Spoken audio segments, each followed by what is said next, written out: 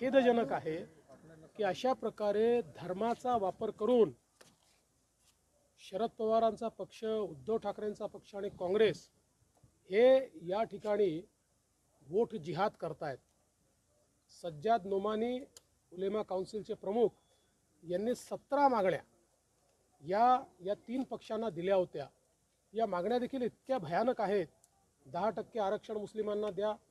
2012 ते 2024 महाराष्ट्रात जेवढे दंगे झाले त्या दंग्यांमध्ये जेवढे मुस्लिम आरोपी आहेत त्यांच्यावरच्या केसेस सगळ्या परत घेऊन टाका, RSS वर बंदी लावा, अशा प्रकारच्या 17 मागण्या त्यांनी दिल्या आणि या पक्षांनी त्यांना बकायदा पत्र देऊन त्या मागण्या आम्ही मान्य करू असं या ठिकाणी सांगितलेलं आहे। आणि आता ते सज्जाद नोमानी सांगतायत, अपील करतायत आणि सांगतायत वोट जिहाद करा। ते म्हणतात आमच्या वोट जिहादचे आला सिपसलार हे शरद पवार आहेत, आमचे सिपसलार हे उद्धव ठाकरे आहेत, नाना पटोले आहेत, राहुल गांधी आहेत। निवडणुकीमध्ये इतकं लांगुल चालन या देशाच्या इतिहासामध्ये आम्ही बघितलं नव्हतं।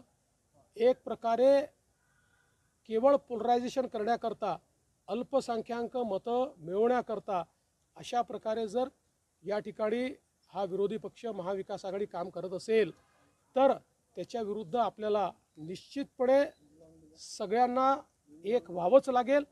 आणि मग जर तुम्हाला वाटतंय की मुठभर मतांवर तुम्ही निवडून येऊ शकता तर मग जे बहुसंख्य मतं आहेत त्या बहुसंख्य मतांना देखील पुनर्विचार करावा लागेल, एक यावं लागेल। आणि याहीपेक्षा भयानक आज नोमानींचा दुसरा व्हिडिओ आलेला आहे, ज्या व्हिडिओमध्ये ते असं म्हणतात की काही लोकांनी लोकसभेत, काही मुस्लिम समाजाच्या लोकांनी लोकसभेमध्ये भाजपला मतदान केलं, ते शोधून काढा आणि त्या लोकांचा दानापाणी बंद करा आणि त्यांना सोशल बायकॉट करा। आणि हे स्वतःला सेक्युलर म्हणवणारे लोक आज त्याबद्दल एक शब्दही बोलत नाही। ही जी एक प्रकारचे एक्स्ट्रीम पोलरायझेशन करण्याचा प्रयत्न हा जो काही महाविकास आघाडी करते त्याला आम्ही निश्चितपणे उत्तर देऊ। उद्धव ठाकरे सोशल बायकॉटिंग ही नवीन प्रकारची अस्पृश्यता निर्माण करण्याचा प्रयत्न केला जातो। हा गुन्हा आहे, तुम्हाला कोणाला सोशल बायकॉट करता येत नाही, हा गुन्हाच आहे। म्हणूनच किरीट सोमय्यांनी आता त्या संदर्भात एक इलेक्शन कमिशनकडे तक्रार देखील केलेली आहे। ते एक है तो सेफ आहे जे म्हणत होते ती भीती आता खरी ठरते का या सगळ्या याच्यात? दिसतच आहे, म्हणजे प्रधानमंत्री महोदयांनी जे सांगितलं की आपल्याला एक राहावं लागेल, एक है तो सेफ आहे।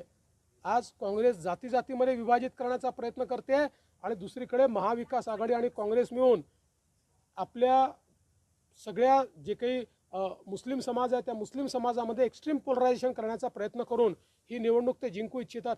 त्यांच्याकडे या निवडणुकीला मुद्दा उरलेला नाही, त्यांनी कधी विकास केला नाही, ते विकासावर बोलत नाही, त्यांच्याकडे रोड मॅप नाही, त्यामुळे फक्त जातीवाद करून ही निवडणूक जिंकायचा त्यांचा प्रयत्न। धर्माच्या नावावर कुठेतरी आरक्षण द्या।